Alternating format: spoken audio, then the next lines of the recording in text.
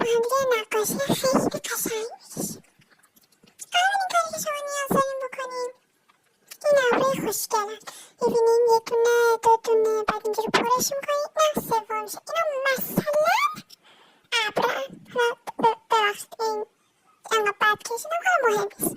یه خورشید خیلی زیبا میکشیم که بیشتر شبیه سرده تخم مرغه و یک تنه درخت. برگ مثلا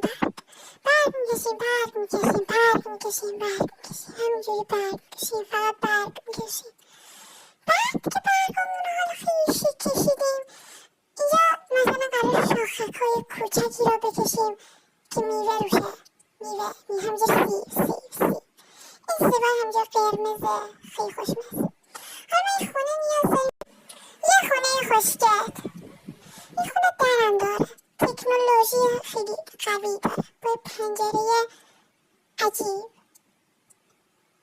بعد هم که اینجا چمن میکشیم چمن تا ابد. یک رود که من نیست از کجا میاد. بعد اینجا رود یه ماهی این وسط، یه ماهی قرمز خیلی خوشگلم شد. من چرت و پرتم بهش اضافه میکنیم. ببین خسته لایک و سابسکرایب یادت نره. خب گمان میکنی یا